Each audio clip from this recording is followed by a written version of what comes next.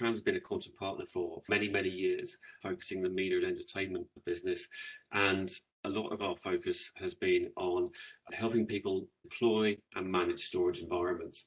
And today's focus is really the next phase of that. How do we manage the content that's in there? And we'll go into detail on how we can do this with Quantum and with CatDV.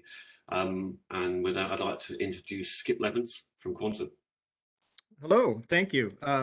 Nick, as you say, we do go back quite a way, and by the way, I would leap at any opportunity to talk workflow with you because it ends up being a very long and interesting discussions indeed. So happy to have it, happy to have people join us, and happy to learn a bit about the fine craft of creating cocktails with some nice gin. Fantastic.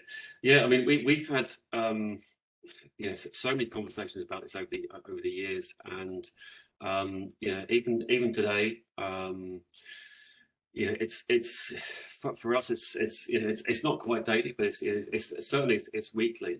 We're talking to people that have got from hundreds of or from tens of terabytes really of content, right through to people that have got multiple petabytes, and these might be organizations just in the UK or global organizations. It's on a massive scale, and the conversation is still, what are we going to manage our media with? How are we going to access it? And accessing it might be the easy part, but it's how are we going to find it, and how are we going to find it quickly? Yeah, I mean, the topic is just fascinating because, everyone's been having to work from home and be remote, and it's there are some takeaways, some very clearly emerging trends right now, and that is that maybe it's a generational thing, maybe it's just that people are, they expect a high production value, they expect rich media everywhere, and truly video and rich media and connected content is just what everybody expects. It's, if I want to learn how to do something on my car, I'm not going to call the dealer. I'm going to fire up YouTube and type in, how do I change a water pump? It's like people want video, and that's how they want to learn about your product. Like they might be deathly afraid of calling, but they want to learn about you. And so this is how people grow and become attracted to brands and learn things. And I think every of our secondary customers are starting to realize that this is how they're going to connect with markets and grow.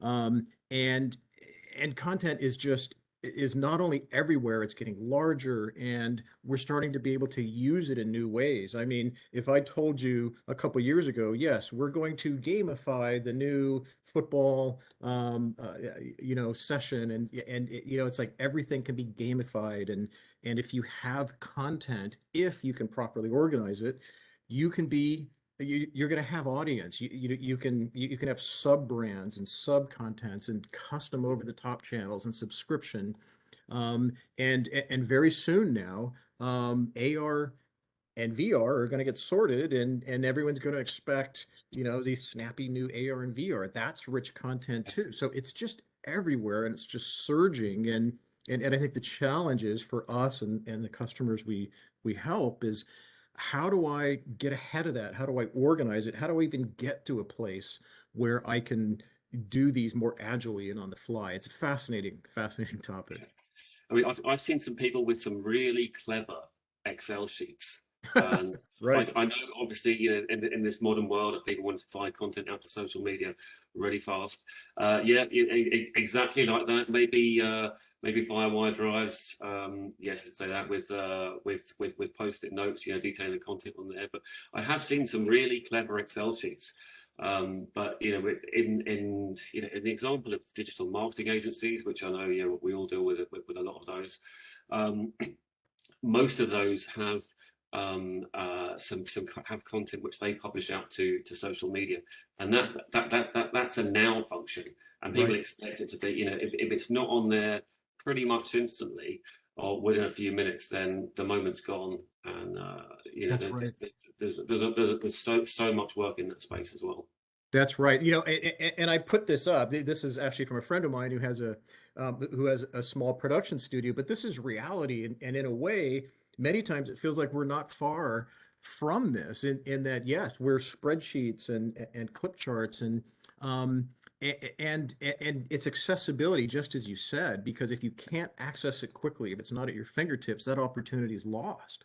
Mm. And at this end of the scale, I mean, whether it's external drives or spinning disks, or separate little islands around all your departments, um, there's a ton of value in having it organized in one central place, Mm. and indexed and cataloged. It's very so. So this friend of mine, he got a request from NHK, the Japanese broadcaster, and said, "Oh, do you have that footage of that one race that you were the world's only, a producer of?"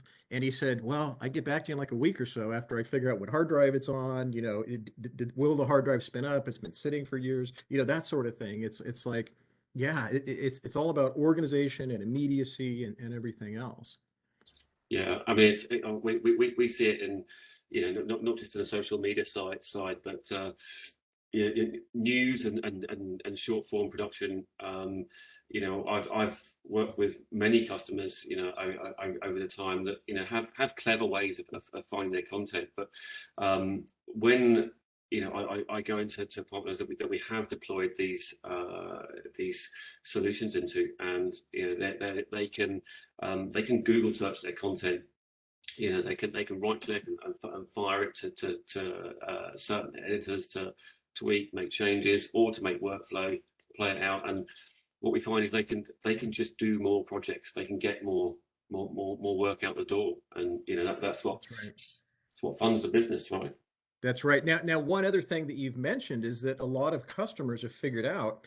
I mean, if you think about it, so content production is like a conveyor belt. It's like it's constantly moving, and you have to be able to catch the output and put it somewhere. And a lot of times that answer is, well, let's put it in cloud storage, object storage, that sort of thing, because it can scale very large, to very large heights, and there's no notion of, oh, I filled up the storage, and now what do I do? Now I have to do another massive investment. No, this is like a gradual degree, and that's the beauty of object storage, and something like public cloud, or even Quantum's own private cloud is going to be able to tick all those boxes. It's going to scale to any imaginable scale.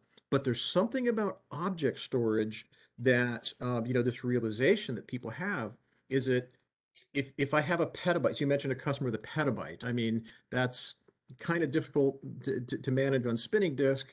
It's very easy to find yourself with that amount of content on cloud storage. So you've got all that content protected, but in and of itself, object metadata in that cloud storage is not searchable. No, I no. mean, yeah, I mean, I mean, what do you do? I mean, you search for, UUID, a 48 character string, I mean, or 128-bit digest of, the hash contents. When we're so used to the immediacy of files that we use to create content, which is it was shot, it's on ProRes. I shot it on a Blackmagic 6K. It's this, all that valuable metadata is what you really want to be able to search on. Even if Absolutely. it's an object. People can, people can mandate the input of metadata. It doesn't have to be optional. I Mm. know in a lot of cases it's freelancers coming with drives, chunking all the data onto the SAN, then it's off to the editor to do their thing. But it's those pills, in certain cases that they could remain empty, but you can mandate the input of it. Mm. So all that Absolutely. valuable data can be collected at the point at which it hits the SAN. Absolutely. And as we're going to talk about a little later, I mean, there, obviously we have a solution, and that is to, how can I surface all that file metadata automatically and associate it with its ultimate storage out in object storage, and yet keep our creative team, working with tools they like to work with. That's the magic. And in fact, the design approach, I mean, there are three main characteristics of how to design such a system that we can tuck into shortly.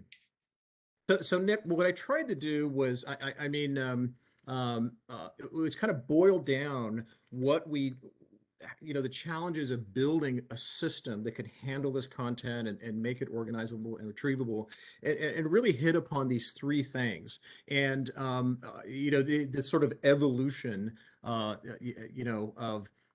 first we've got to solve this and build a storage foundation. And a lot of times, it can feel like you're just having to catch everything coming off the sort of content conveyor belt. But if by thinking about the storage foundation before we even hook in the workflow steps, you've immediately solved problems about making sure that content is protected and that you can survive any sudden shocks. Like, say, for example, we now have to do hundreds and hundreds of more petabytes, or we take on new projects. And so how do we scale? And the answer really becomes, a couple of these critical observations. And one is that for your main content production teams, it really pays to build and right size storage for work in process. And it may be, yeah. Yeah, I'm so glad you said that. I mean, we've been sizing storage, as you know, for I guess more than a decade now. And those people come to us and they say, we want 100, 200, 300 terabytes, whatever it is. But our conversation with them is like, okay, that's great, but how many guys do you have? What codecs are you working in? And what kind of form is your content? And from there, that's where this right sizing comes in. And now, with the storage that we work with today, where we can blend, flash, SSD, and and solid drives, we can do that on a far more effective scale. Yeah, it's really critical, because if you break apart the workflow when people are reading in streams and raw files and you're building proxies, if at any point they're held up, well, that just adds to the whole length of production. It just slows everyone else down, and a lot of that sort of performance penalty can be sort of hidden, and you may not. And it's really kind of mind blowing to see that just judicious application of a little bit of fast storage exactly where you need it. And people, you'll look at your environment and say, "Oh, I need 500 terabytes," and it says, "Well, maybe you need 500 terabytes for work in process, but what about all the other projects and everything else that, if it were at your fingertips, you could bring it back?" Well, now you turn it into another piece of content that can be monetized. We can do the old clip show, or something happens in the news. Let's go find everything with one particular like a footballer, and say, okay, give me every clip. You can't do that if you can't access it. So truly, this storage foundation that can both is right size and gives you performance for what you need, yet everything else is very cost efficiently stored, yet still accessible. That's truly the key. And of course, the traditional one, which is, oh boy, we merge with another company and now we have to absorb all of their content production. How do we scale up? That sort of thing. But needless to say, building that storage foundation, everything else flows from that. Yeah, and I know with the more recent, with the current generation of quantum storage, you can do tiering. So the hot content can be moved to flash, or if it's for 4K or 8K, whatever it is, and the cold or less frequently used content can be moved down to lower cost spindles, which Absolutely, save the absolutely. company money on their primary storage. Absolutely. And you know what? This may be kind of a surprise. People through the years have said, oh, I need these very fine gradations of storage. I need super fast, medium fast, low fast. Well, in a way, kind of everything's fast in its way. But you need, like, but truly, work in process storage that's fast enough for everything your team are working on now. And then your second tier can very easily be something like object storage, or even mix and tape, depending on how you set up your workflow. But truly, once that storage foundation is built, now you can start connecting your content workflows, and they all work so much better, because these sorts of tools that are handling and moving and processing content at every different stage, they need to be frictionless, meaning at points where they have to wait for something to come back or wait for a human intervention step. Again, that just keeps adding to the overall friction. And frankly, the creative teams, they don't want to be managing storage or swapping hard drives or moving things around. They want to stay in the tools that they use, Mhm. and just know that the content workflow they built is properly connected to the storage underneath.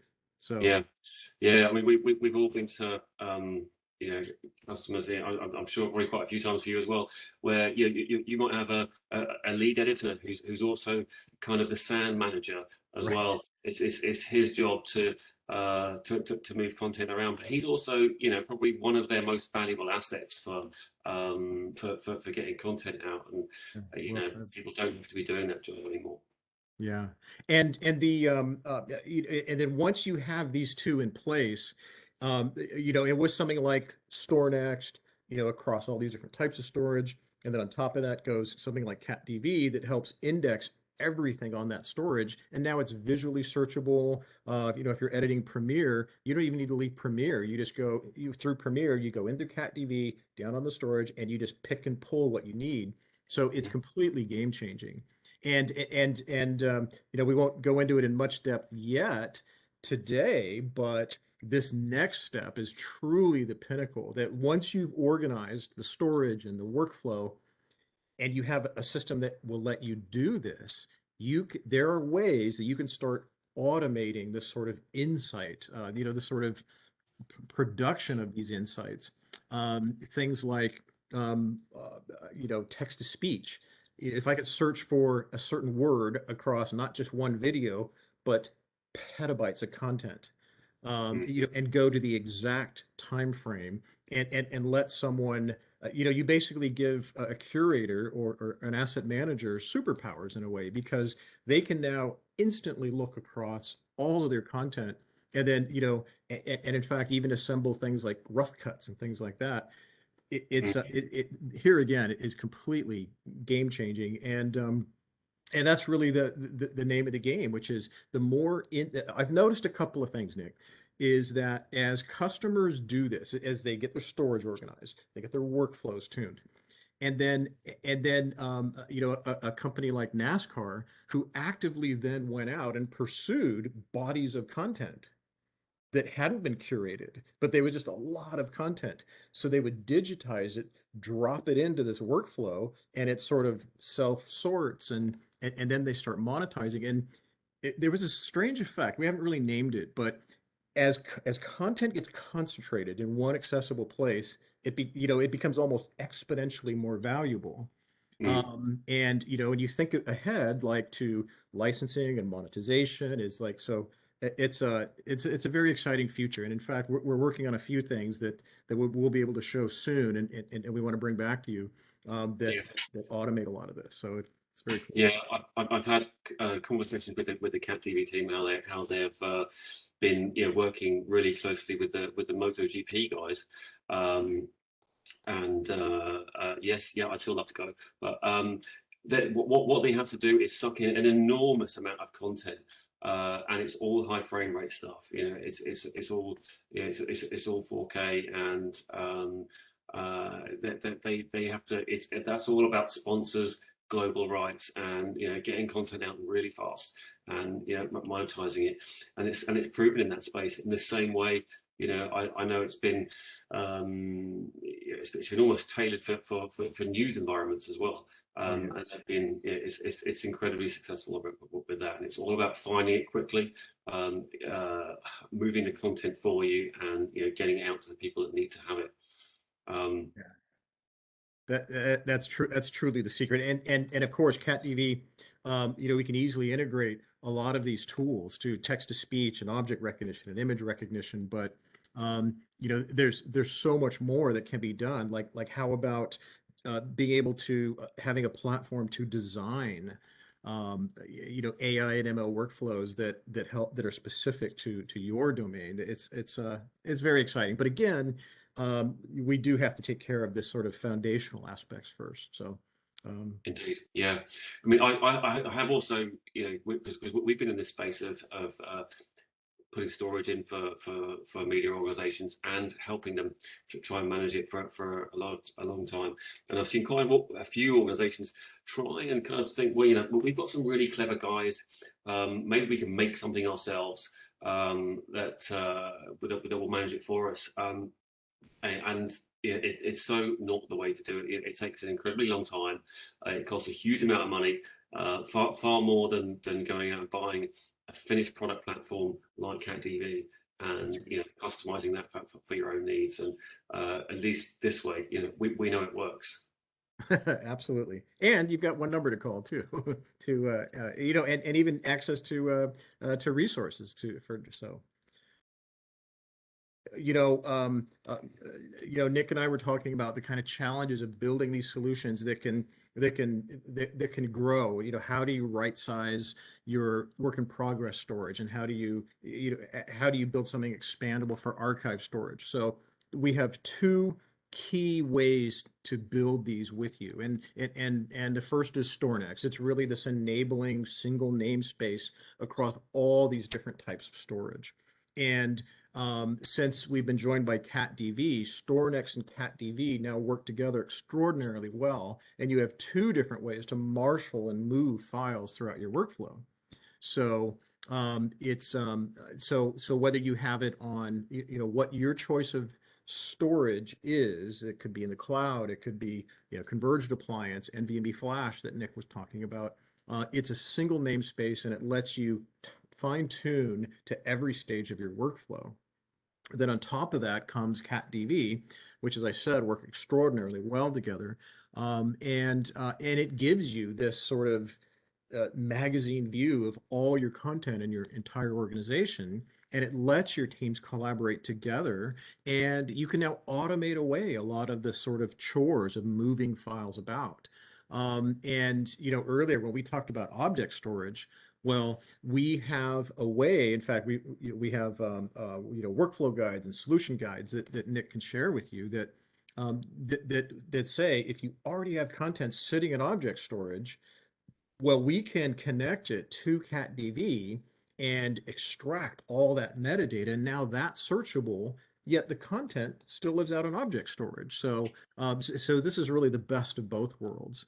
The whole goal is to be seamless and give you capability and choice. And if you haven't seen it, the latest update to CatDV gives you, even in the first installation, gives you extraordinary review and approval workflows, and just so many ways to collaborate as a team, lots of new ways to deploy it.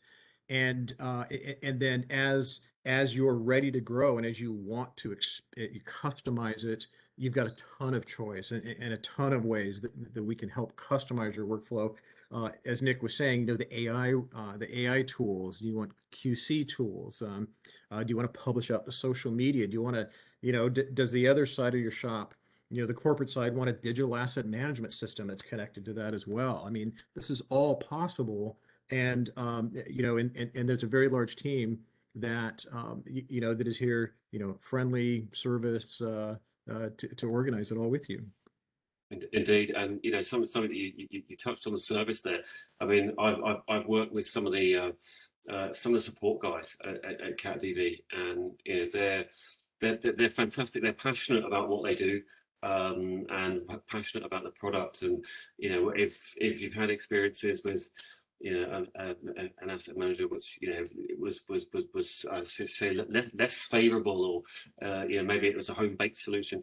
These guys live and breathe this technology, Or it takes forever to get started. You have to wait and wait to get even the basic level. Well, I mean, this is something you can prototype and get up and running very, very, I mean, almost immediately. So it's pretty exciting. Yeah, fantastic.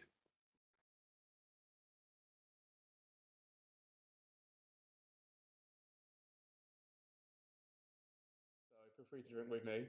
My name is Callum. I'm an ambassador here for Bombay Sapphire. I've been here 7 years now. My general job is to host members of the trade up in this room called the Empire Room, and apart from that, I help make the drinks down in the mill bar as well.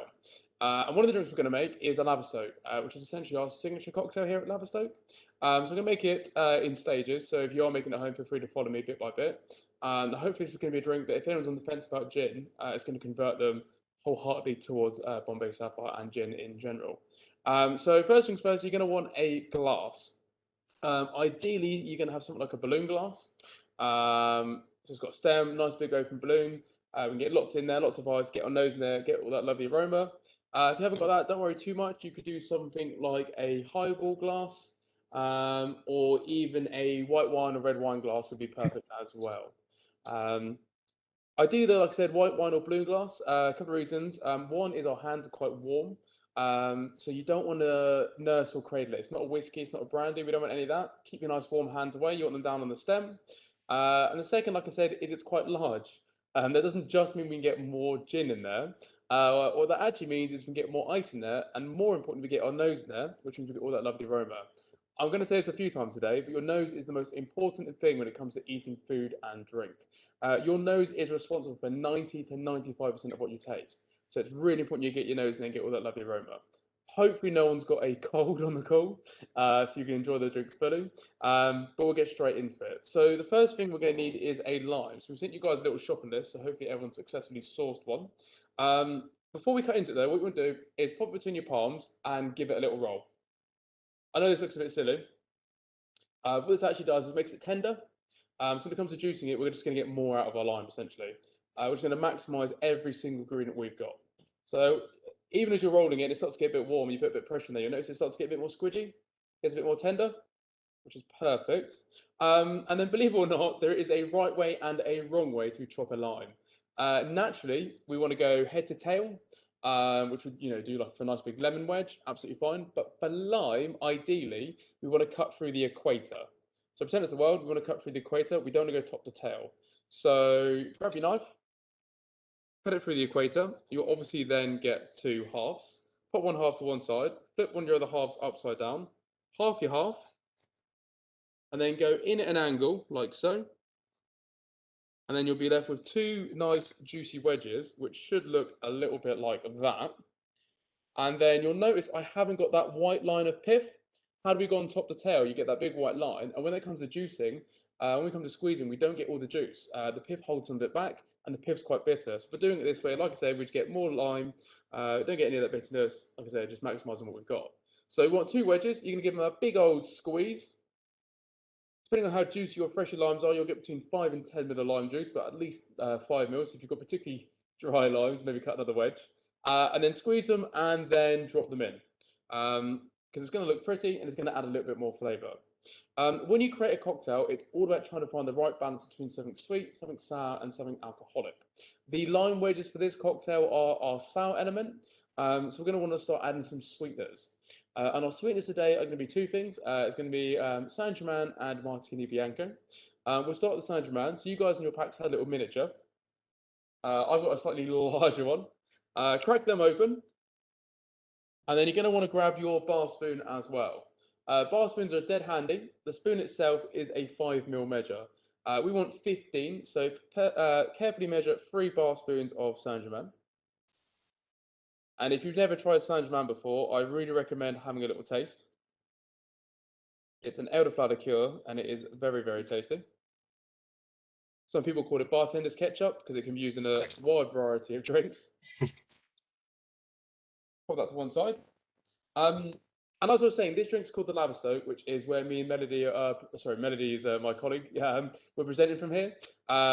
We made this drink for the opening of Laverstoke Mill. We do different editions of it. So this one is the classic with the Martini Bianco.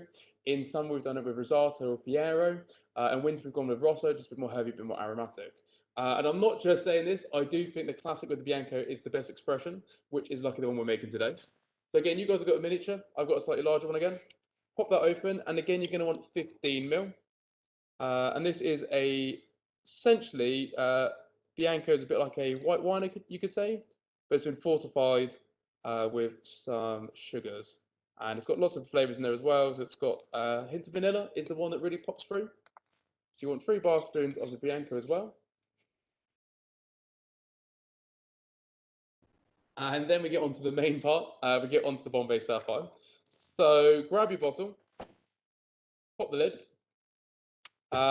It is actually very nearly 5 o'clock. For me, it's 10 to 5. Assuming you're all in the UK. So I'm going to be making a large one. So I'm going to be using the big side of my jigger. If some of you guys are doing a bit of work later on, absolutely fine. You might want to go for the small side. The choice is yours. So big or small, choice is yours. But either way, you want to hold it dead level. You're going to want to fill right to the top. You want to get a tiny little concave bubble. If you don't get that little bubble, it's actually not a full measure. And that is going to drive you mad for the rest of your life. You're now going to bars and notice that they will frequently underpour you by a millimetre or two. You're not welcome. So right to the top, nice full measure, and then pop it in. And then what we want to do is give it a nice little swirl. Just mix all those lovely ingredients together. There's no carbonation at this point, so don't worry about ruining your drink. Just get it nicely mixed together. You just don't want to throw it all over yourself. And then once you're happy it's nicely mixed together, let it settle. And then we're going to come on to one of the most important ingredients, but often one of the most overlooked. And that ingredient is ice. People in England especially have a bit of a phobia when it comes to ice. You may know someone, or you may be someone who goes to a bar, you order a gin and tonic, for example, and you ask for just 1 cube of ice, because your theory in your head is that you're trying to avoid getting a watery gin and tonic. In reality, you're wrong. You're actually making that far worse. End of the day, it's science. There's something called thermodynamics, which essentially means the more ice you have, the bigger the ice cube is, the less dilution you're actually going to get. If you think about it, depending on the size of the mold, these ice cubes can hold anywhere from 30 to 50 ml of water. A single in England is 25 ml, a double is 50. So we add 2 of them to, an equal measure of gin, 50 ml gin. It's going to get really watery really quick, and we're going to dilute our drink horribly. So like I said, the way around is to get as much ice as possible. The way I got my head around it a few years ago was it's essentially a snowman. You know when it snows, you've got snow on the ground.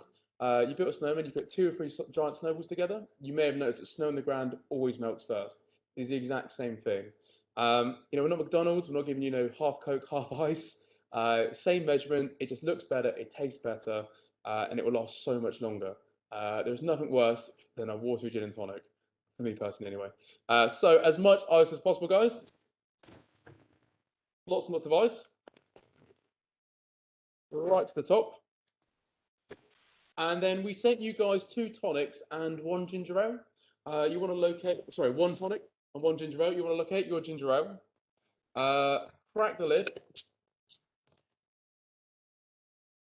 And then before you just chuck it in willy-nilly, we're going to show you a few ways to pour it in. If, like me, you want to be a bit of a show-off, you can pour it down the bar spoon. To do this, you want to wrap your dominant hand around the bottle, give everyone a thumbs up, plop the bar spoon down like so, back of the spoon in the air, hold it in place with just your thumb, ensuring you've got a bit of a gap. You then line the disc end up with the balloon glass, and then the rest is all about confidence. You've got to get from here to here as quickly as you can. If you go half-heartedly, gravity is cruel, it's going to leak absolutely everywhere. So when you're ready, line it up, and then just commit. And apart from showing off, the reason we do that is to keep the fizz, the effervescence in the drink. If you don't like spoons, that's fine. You could pour ever so carefully in. But what I don't want to see you guys doing is this, just gushing it in. I'm obviously taking the mix slightly there. If you've ever done that and you've got that white froth rush up, that is actually the carbonation leaving your drink. You want to pour it down the bar spoon or pour it in really carefully because you lessen the impact and you're going to keep the fizz where you want it. We want our drink to be light, uplifting and refreshing, so that's why we do it. It's as simple as that. You're going to want 100 ml. The bottles were 200 ml, guys, so you're going to want exactly half a bottle of Fever Tree's ginger ale. Give you a couple of seconds to pour that in. And then once you've done that, grab your bar spoon, pop a spoon end down, and we're going to do something called folding, which is basically like it sounds. If you've ever done anything like baking, kind of similar. You just want to go one end and then out the other. Once or twice is plenty. I don't want you guys to keep stirring it, because if you keep stirring it, you're going to ruin all that carbonation we've gone great lengths to preserve. And then at this point, we're going to try and explain why garnishes are so important to you. So our drink's not quite ready, but I want you to have a little sip now. Assuming it's not just me drinking on this call. I'm sure it isn't, Captain. You have a little sip now. I hope you agree it's nice. but we're going to improve this drink with our garnishes. We've moved beyond the era of popping like a cocktail umbrella and calling it the garnish. A garnish is still there to look pretty, don't get me wrong, but it's there to improve the overall flavour. So, if you have some ginger and you very carefully mandolined it like I did, that will be our first garnish. So you grab a nice big bit of ginger, you just snap it down the spine, you fold that in to one edge, and that's just going to kind of boost, it's going to amplify that ginger ale. But the more important garnish is mint. You want a nice big mint spray. If you haven't got mint, you could use rosemary, you could use thyme, lemon thyme. But for this one, the ideal garnish is mint. You want to grab a nice big sprig. And again, I talked about how important your nose is. If you give the mint a bit of a sniff to start, which admittedly is a bit weird to do, but your nose doesn't smell that strong. If you then give a little spank on the back of your hand, and then you sniff it again, it should be a lot stronger. Like if you ever walk past like a lavender bush, you get that lovely waft of lavender. The exact same thing with mint. What we're doing is we're waking it up. We're getting the hair follicles standing to attention, and we get that lovely mint aroma. And that aroma is what we want. So we've woken our mint up. You're going to then fold that stem down, leaves in the air next to a bit of ginger, and it's going to tickle your nose essentially, and it's going to add a nice menthol note. And juniper has kind of got a menthol note itself, so it's going to really build on that. So it should then look a little bit like that. Have another sip. Cheers. It's a hard job. Someone's got to do it. But hopefully you should agree with that mint in there and that ginger. Just adds an extra element to that drink and should really kind of bring it out. Also, it shouldn't be too sweet. If you followed my ingredients bang on, and my colleague's going to put them in the chat for you now if you missed any. It shouldn't be too sweet, shouldn't be too sour. It should be nice and refreshing. Like I said, it's converted so many people. It's a really good example of what a cocktail should be. You put all these ingredients together and you get a new result at the end of it. So yeah, that's the episode, guys. So now that you've got a little bit of libation in hand, I'll hand back for the second half of the slide.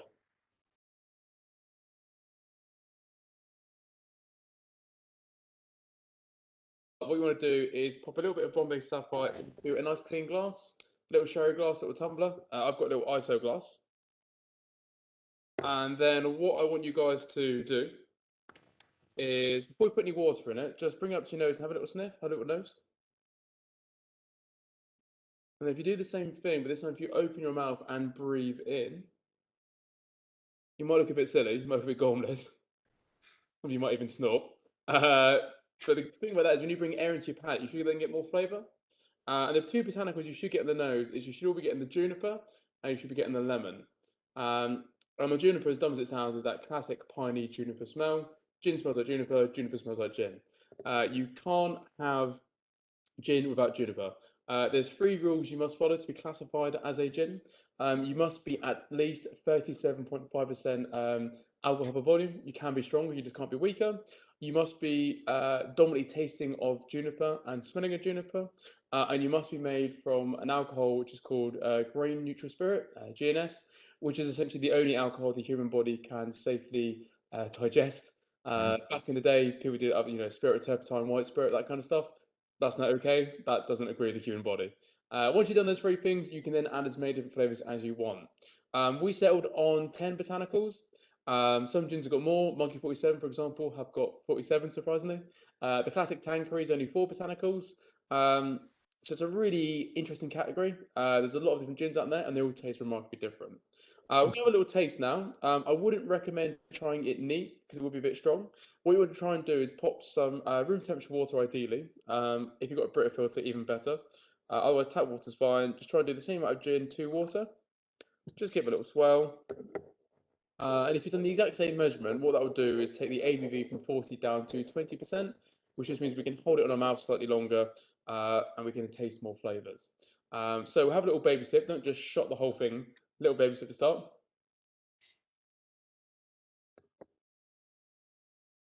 This is one I want you guys to get really into it, really pretentious, pretend you're on like Sunday brunch, a little cooking program. On the first sip, the first thing you're probably going to notice is potentially an aniseed licorice flavour. Bit of sweetness is going to come through.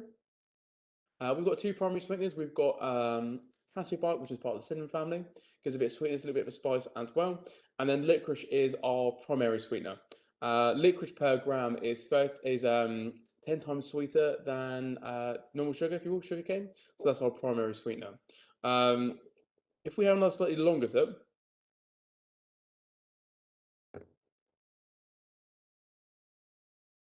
hold your mouth slightly longer, you'll start to get a bit of spice towards the back of your mouth.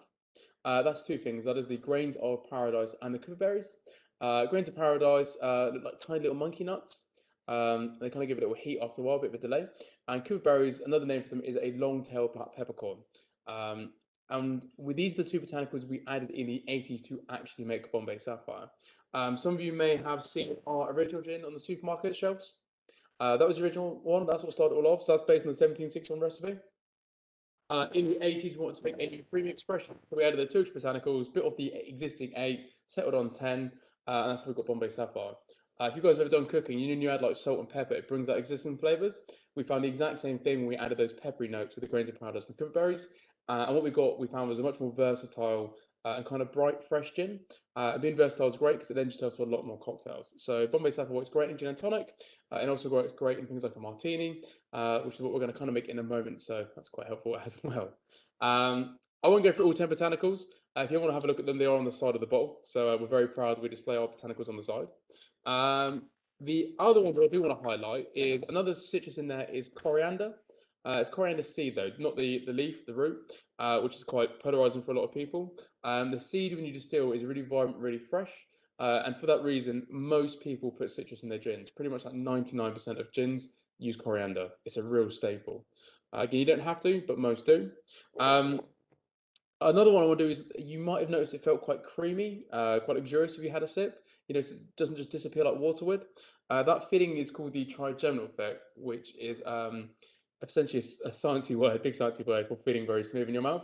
And this happens for two things. One is the stronger alcohol gets in general, it gets smoother. So Sapphire's 40% in the UK market. And then we distill with almonds. And when you distill with nuts, all nuts to a degree, but almonds really, you get a really nice kind of creamy texture, that nice kind of mouthfeel. So it doesn't just disappear, and you get that like kind of luxurious kind of feeling in your mouth. You won't necessarily pick out an almond flavor. It's purely there for that lovely kind of mouthfeel, the nice kind of coating. Yeah, and then we've got some other ones in there. Another one I will pick out, the last one, is orris root, which you've maybe not heard of, but chances are you've used it in things like Chanel No. 5 perfume. And we use it for the same reason they do. It's essentially a fixative. It just locks in all that flavour. So if for some bizarre reason you guys didn't finish your bottle of gin this weekend, which I'm sure you will, but let's say you don't, if you go back to it, it will smell and taste exactly the same because we do something called vapor infusion, and because we've got orris root and angelica root in there, blocking all that flavour. I mentioned vapor infusion there. Melody's just going to play a quick little video. I'm going to do a little quick whiz through of how we do distillation, because we're a little bit different to most gins out there. So hopefully you can see that on the screen. So these are two of our stills. This is Mary and Thomas, named after our founding mother and father, if you will. And what most people do is they put the alcohol in the water on the bottom, and they put the botanicals in there as well, and they essentially boil it.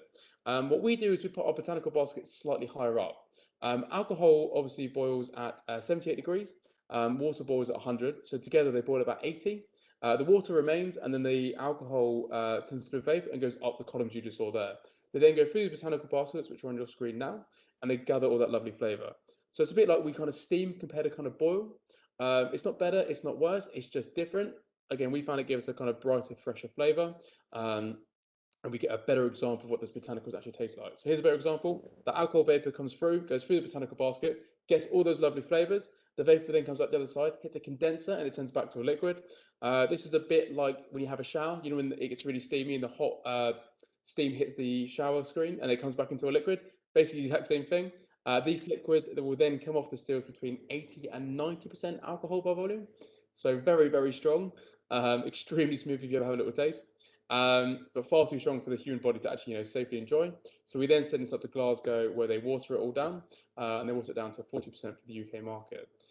We make 60 million bottles a year, and it's all done at Laverstoke Mill, which is pretty mad. If you ever do come visit us, we're not the biggest site, and we make it worldwide. So if you've had a bottle of if you had a bottle of Bombay Sapphire since 2014, it's been made here at Laverstoke Mill, which is pretty crazy, really, because like I said, we've only got 4 stills, so we run day and night to make sure the world and me don't wear a Bombay Sapphire. So that's the gin. Just want to do a quick little tasting. Our next cocktail is going to be something called a Leggero Martini.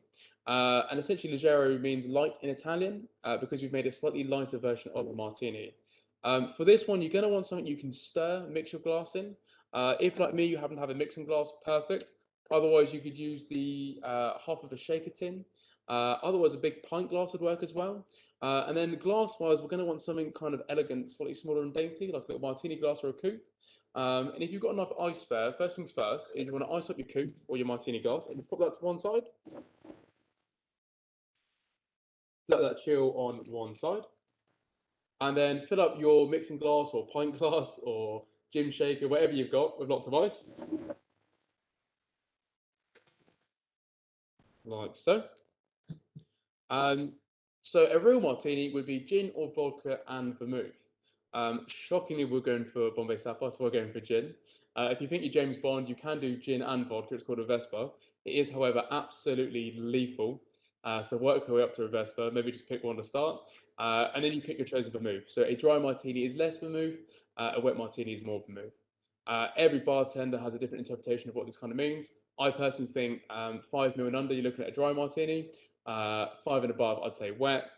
Some people go to extra lengths, like do a bone dry martini, so they just pour the vermouth in, stir it around, and throw it away. So you just got the essence. Winston Churchill went one step further. He would just stand up and salute in the vague direction of Italy or France, to immediately acknowledge their vermouth. My personal favorite interpretation is just to waft it around in the general direction. And again, this would then count. To be a proper genuine martini, you've got to have vermouth in your drink. So if you've ever had a porn star martini, an espresso martini, or something like an appletini, I hate to break it to you, but they are not real martinis. They're just cocktails. People assume if you put anything alcoholic in like a martini glass, it instantly becomes a martini. It doesn't. Again, it's got to be gin, vodka, or both, and some vermouth. That's all the rules are. We're going to do gin and vermouth, obviously, but then what we're going to do slightly different is add a little bit of tonic water as well. This is going to do two things. One is it's going to lower the ABV of the drink. I don't know if anyone's ever had a martini before. They're quite aggressive. They're quite a hard drink to get into. So it's going to lower the kind of punchiness a little bit. And the second is we gave you guys a flavor tonic water, so we're going to capture that flavor as well. So it's a really nice kind of combination we've got there. We don't want the carbonation. I'll get into that in a bit. The first one we're going to do is add our gin. So this is going to be equal parts. So I recommend doing the small side for this, because we're going to do a small side of Bombay, a small side of vermouth, and then a small side of tonic. So 25 ml of gin. So small side, pour that in.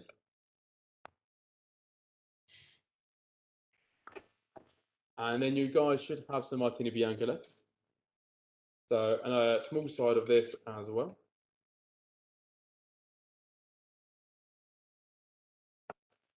So at this point, if we were to stir it and serve it, it'd be quite a wet martini. Probably quite tasty, but it'd be quite wet for a lot of people. Some people would want it a bit dry. But like I said, what we're going to do is then add the tonic water. So we sent you guys the rhubarb and raspberry tonic water from Fever Tree. So if you pop that open, and then if you measure a small side of that, so again, equal parts, it's dead easy to remember. And just pour that in. This time you can chuck it in because we don't want that carbonation, so feel free to go a bit aggressive. And we'll pop the lid back on that. And then you guys could obviously use it to have a little gin and tonic after the session, because you've got 3/4 of a bottle left there.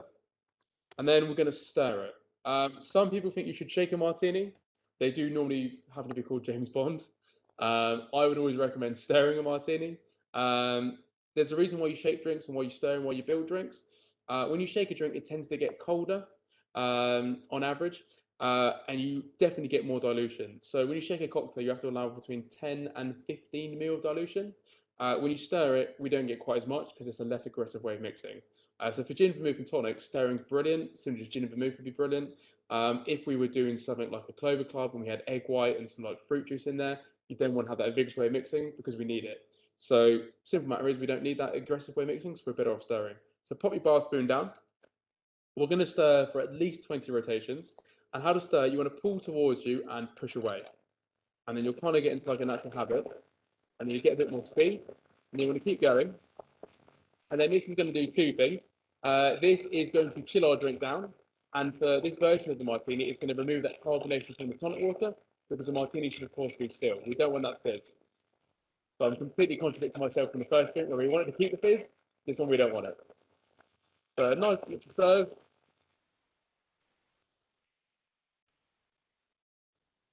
That to one side. If you had the ice spare, you've got your ice chilling in your little coupe or your martini glass. That's nice and cold now, so just chuck that away. The ice, not the glass, that is. We then got a nice chill glass. And then you're going to want something like a Hawthorne strainer, which is something like this. Or you could use a little tea strainer, or worst comes worst, you could use your hand. Just pop that on top of your chosen device. And then just strain that into your glass. Got a lovely little pink hue to it. And then we need to garnish this as well. And our garnish for this was going to be a lemon peel. So hopefully you guys managed to successfully source a lemon as well. You could use a knife to peel, or you might find it easier if you use a peeler. I'm going to go for the peeler. This time we do want to go top to tail, so you want to get a nice big peel. You could neaten it up if you've got a knife to hand. You could just trim off the ragged edges.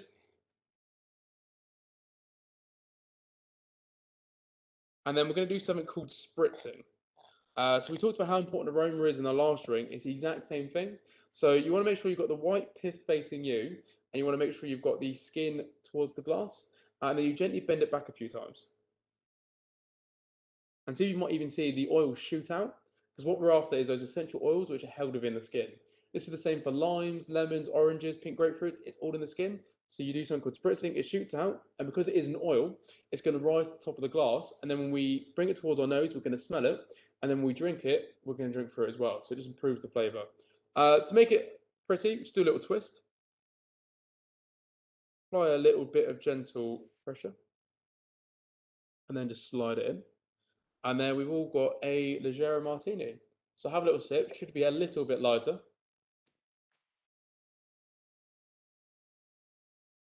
So you should be getting that raspberry and rhubarb come through from the tonic water. You're getting maybe a hint of the kind of chocolatey vanilla vibes from the vermouth. And then obviously you've got the Bombay in there, Sapphire as well. And the great thing about this drink is it's really adaptable and really versatile. So for some of you, this might be a bit too sweet. If you've got a dry palate, you could do the Martini Rosso. You could then mix it up with a different tonic water, like maybe the Mediterranean tonic water. That'd be quite nice. If you want to go sweeter still, you could go for the elderflower tonic water and the Rosata vermouth. Basically, it's really easy. It's always equal parts. So, 25, 25, 25, or 50, 50, 50 if you've had a big day at the office. Choice is yours. But there's loads of vermouths out there. There's loads of tonic waters out there. Ideally, you'd keep the gin a certain shade of blue, but I'll be realistic, there's quite a few gins out there as well. So you do equal measures. So there's thousands, if not, millions of combinations you could make out there. And when we came up with the concept a few years ago, we had to kind of prove the methods. We had to make quite a few to make sure they tasted all right. And we've yet to make a horrible one yet. Some are better than others, don't get me wrong, but they've all worked quite well. So yeah, if you've got a particular tonic water you like out there. And again, the tonic water market's exploded as well. We've used Fever-Tree today, but there's Double Dutch, London Essence Company, to name a few. Waitrose example, supermarkets do their own good brands as well. It is a huge category. So yeah, you've got a lot of choice. So hopefully everyone's enjoying that. I'll do a final cheers. It's been a pleasure to meet you all. And I'll hand back to Skip. Cheers, guys.